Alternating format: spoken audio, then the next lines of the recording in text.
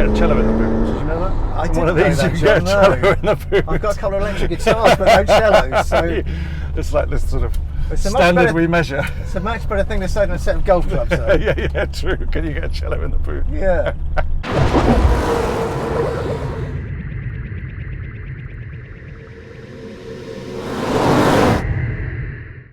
If you had to pick just one car to encapsulate everything Mercedes stands for, you'd struggle to find a better model than the W123.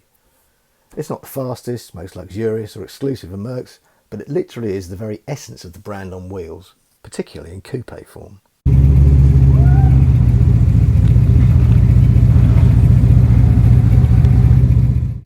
Few cars have achieved the near mythical reputation for toughness, quality and sheer longevity enjoyed by the Merc 123. Introduced in 1976, the W123 quickly became the benchmark for what a premium saloon, estate or coupe should be. Merc didn't just design a car, it engineered a legacy. Even today, it's remembered not for flashy innovations, but for doing the basics exceptionally well. Comfort, refinement and an almost uncanny ability to soak up abuse without complaint. Such was the car's popularity and enduring reputation that when Merc announced the end of production in 1985, it provoked an emotional and unprecedented response. German taxi drivers picketed the factory in protest. Their livelihoods had literally come to depend on the W123's indestructibility.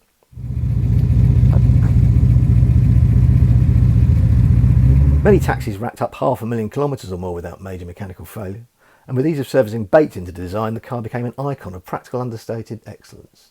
That's why they're still working for a living in many African countries to this day. At the top of the coupe range sat the 280CE. This was the flagship of the W123 family, powered by Mercedes M110 2.8 litre straight six engine. With twin overhead cams and Bosch K-Jet, the engine delivered around 182 horsepower, making it the most powerful unit Merc ever fitted.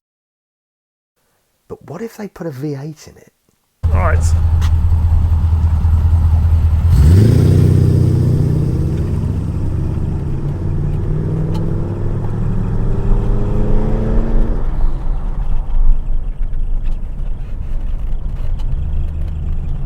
So I guess this would have had like a 2.8 straight 6.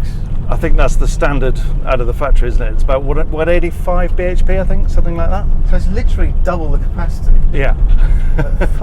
It's quite a good front. 560 V8. Yeah. It's the high power, high compression later engine. Oh, it's from an SEC, isn't it? Yeah, So that's it's- right. Yeah. That's a great beast. It is. It's like a compact version of my car. Yeah. Probably weighs considerably less. Yeah, I wonder what the weight differences are. Quite a lot, I would have thought. Yeah.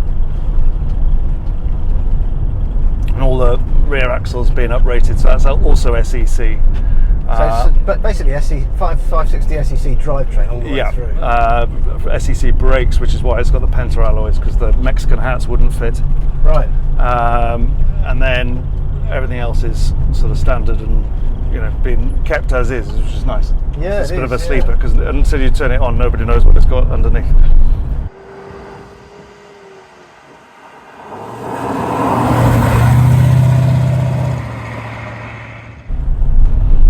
It was done some years ago, this conversion, wasn't it? Yeah, about 2015, I think. He did it twice. He put a 500 in, and it all went a bit wrong. And then he had it properly rebuilt and find a 560, and had the whole engine rebuilt to make sure that this one didn't go bang. Right. I've got all the receipts, for the last rocker arms, and all that kind of thing. It's amazingly detailed. Right. So he must have spent a fortune. Yeah. It's incredibly ambitious thing to do if you think about it, because it involves changing so much of the car. Well, the entire drivetrain. Yeah, exactly. And you've got to shorten prop shafts and all that kind of thing. I mean, it kind of makes you wonder why I didn't just buy a 560 SEC, but I guess he wanted something unique and he certainly got it. Yeah, or he must have preferred the smaller shape of the 123. Well, yeah, it is. It's probably quite a lot more agile, actually. Yeah.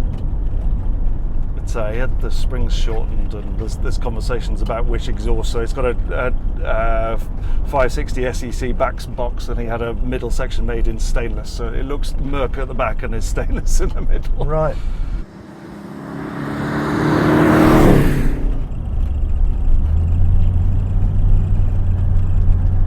does make a great noise as well. You can't beat a V8, can you? No.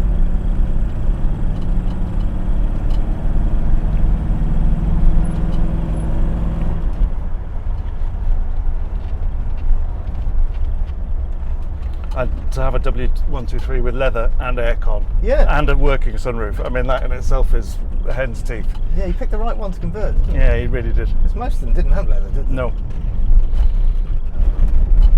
It's a lovely colour as well. Yes, this blue. It's good, Fantastic, isn't it? yeah. I rather like it. Yeah. It's got something, as they say. Yeah, absolutely. And with the Nardi wheel and all that kind of thing, Yeah, that wheel is. it sets it off.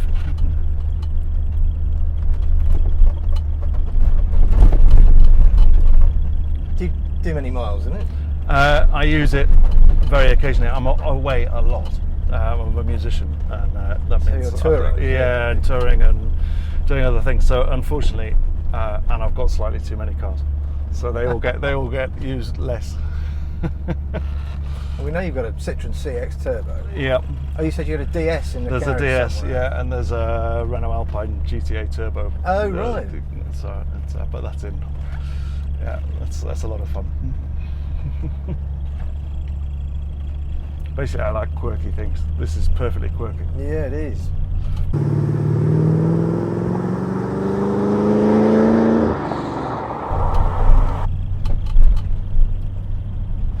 And it's loads of space. That's the amazing thing.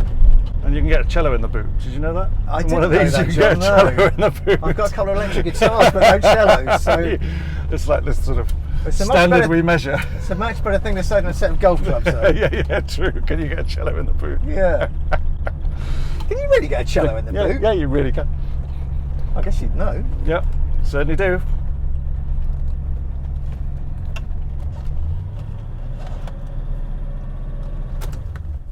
There it is. Brilliant. You've had it quite some time now, haven't you? Yeah, it's been a great pleasure to have it, but it's You're thinking of parting company. maybe. I'm a musician, and when instruments come along that you fall in love with, sometimes you've got to choose one love for another. Yeah. So- It might be up for sale, though. It might be up for sale. So if anyone it's there. watching is considering buying, Yes, a 560. 560 W123.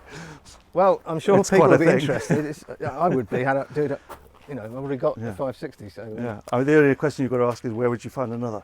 Well, that's true. Yeah, I don't suppose. Well, have you even got around the back or anything? No. Okay. Well, thanks very much for your time, and thanks for taking us out in it. And, Real pleasure. Nice to see you. Yeah, and you. Thanks a lot. Cheers. If you've enjoyed this video, please like, subscribe and share, and please consider becoming a Patreon supporter of Practical Performance Car. It's only a £5 a month. And it would help us continue to make these videos. Thanks very much. See you next time.